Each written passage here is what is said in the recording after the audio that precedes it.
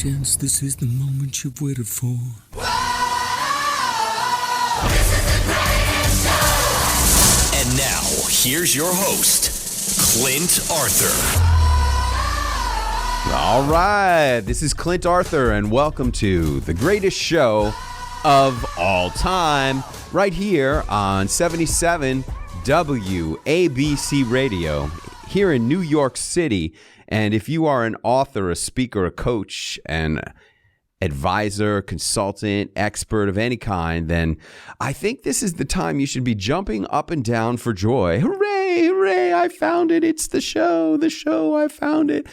The show that is dedicated to helping you to be more, do more, and have more impact, influence, and income, the dinero that you need in order to persist with your mission. That's really the goal.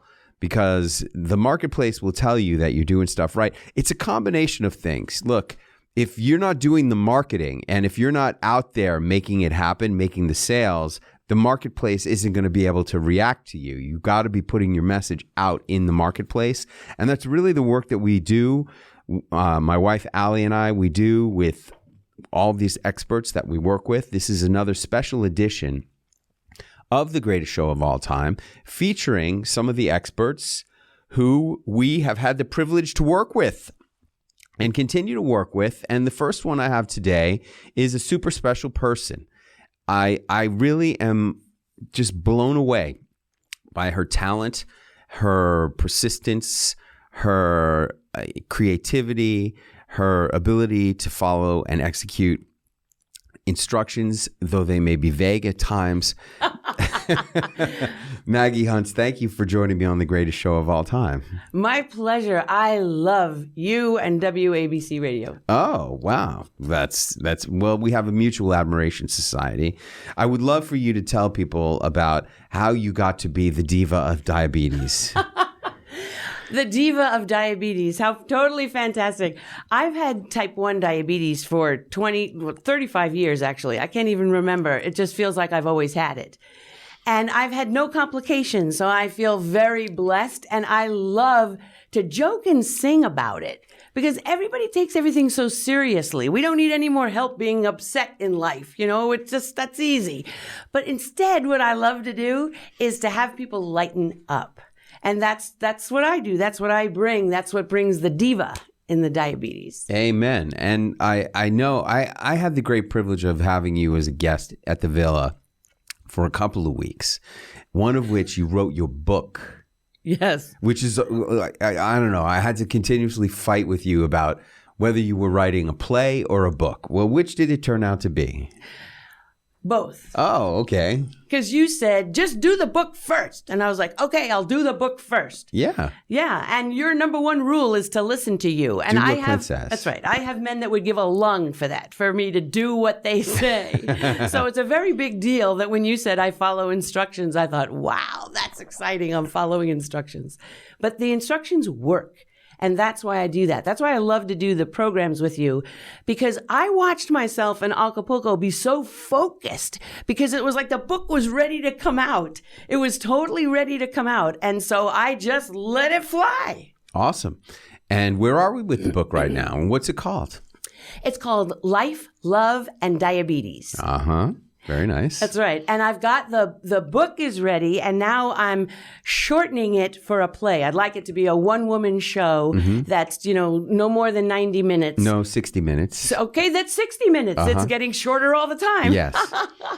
But that's excellent because then you're looking for the best parts, and that's what I want. Really, 52 minutes. I was advised when I created the documentary Celebrity Entrepreneur that if I wanted it to have any kind of future on television, it had to be 52 minutes. Okay. And I would advise you to do the same thing. Absolutely. Right? Let's make room for commercials. Yeah, exactly. Because the goal is not only for you to win a Tony and an Emmy, but also to make money by becoming a big TV celebrity. Yay, and let's not leave out the Grammy for Best Comedy Album. Yeah, that too. I love that. That would be good. That will be good. Will be good. That will be great. That will be part of the greatest show of all time.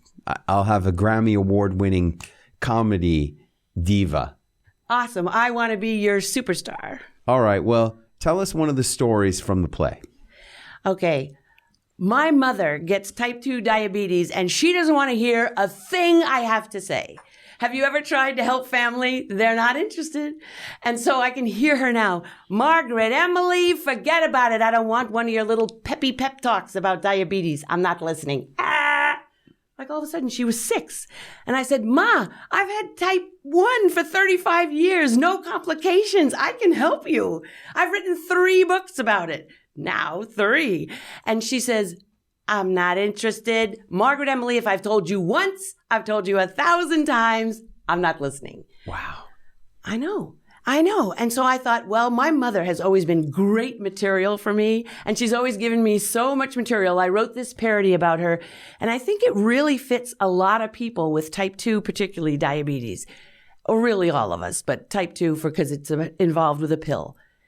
Oi, another doctor, another pill, another prescription I need to fill, another season, another reason for making copays. Because the older you get, you go from singing Making Whoopee to making copays. Oh, my goodness. That's lovely. You do a lot of singing and a lot of comedy. Have you always been so funny? You know, that's a hysterical question because I remember the first time I did stand-up comedy and a friend of mine said, I volunteered you, so call this company because they want you to do stand-up and they want you to host something. And so I called them up and I said, you don't really still need somebody, do you? And they said yes. And we did a whole comedy evening. And the reason I say this is because I could hear my mother when I stopped and I had done stand-up and it was fun and I loved it. And I look at her and she says, who knew she was funny? So to me, people would laugh. But even now when they say you're funny, I'm like, oh, okay, good. Because it's just real life. I love how you just burst into song. Is your whole life a musical or what's the deal? Totally.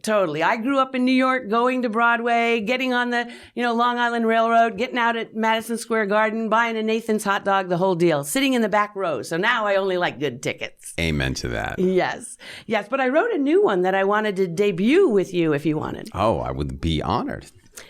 I get the idea when things come up in real life, right? Like diabetes isn't hard for a day or a week, but it's the day in and day out that can make you crazy. So I took the words to day by day and it's, oh, sweet Lord, help me do 3 things each day. I eat green with every meal. My exercise is finally real.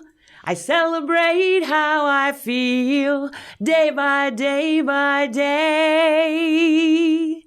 I'm in awe of you every single time you open your mouth. You know that? And it's not just because your teeth are so beautiful and white, which I really appreciate. I really do. It took a lot of work. Yeah, but you have such a beautiful voice and a beautiful spirit and a beautiful message.